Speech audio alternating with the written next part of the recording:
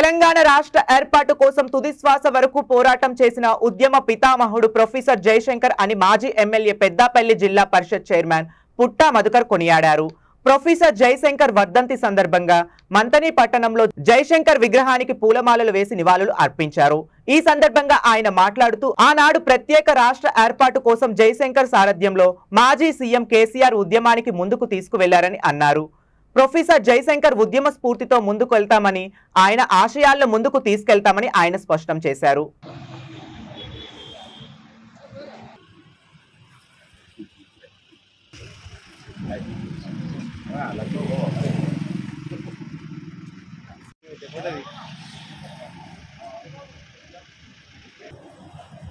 जोहार प्रोफेसर जयशंकर साहब, जोहार जोहार प्रोफेसर जयशंकर साहब, जोहार जोहार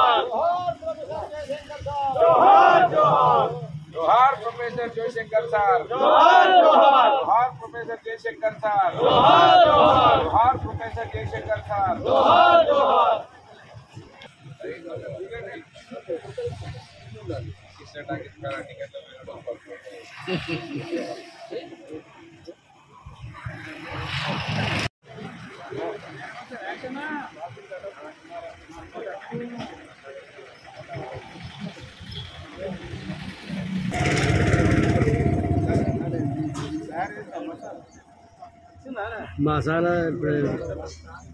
ఆయన తుది శ్వాస వరకు పోరాటం చేసి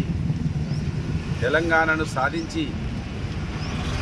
50 మంది తెలంగాణ ప్రజలకు ఇచ్చి చనిపోయి నిజమైన దేవుడిగా ఇవాళ తెలంగాణ రాష్ట్రంలో వెలిసినటువంటి మహోన్నతమైనటువంటి వ్యక్తి ప్రొఫెసర్ జయశంకర్ సార్. ఆయన తీసుకొచ్చిన తెలంగాణ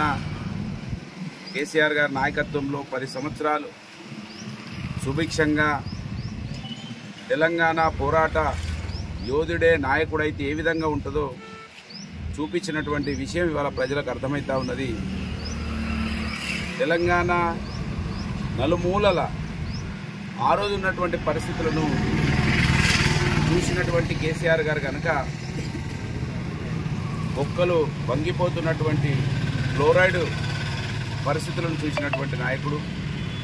బోర్లు వేసి బోర్ల బొక్కబడ్డటువంటి రైతులను చూసి బాధపడ్డటువంటి నాయకుడు, మన నీళ్లు కళ్ళ ముందటనే సముద్రం పాలైతా ఉంటే పట్టించుకున్నటువంటి పరిస్థితులను చూసి కన్నీళ్లు పెట్టుకున్నాడు కనుక మన హైదరాబాద్ ఎప్పటి నుంచో రాష్ట్రంగా ఉన్నటువంటి హైదరాబాదును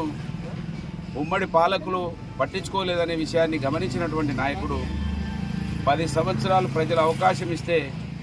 తెలంగాణను తీసుకొచ్చి జయశంకర్ సార్ గారి నాయకత్వంలో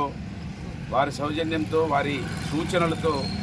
కేసీఆర్ గారు అద్భుతంగా చేసినటువంటి రాష్ట్రాన్ని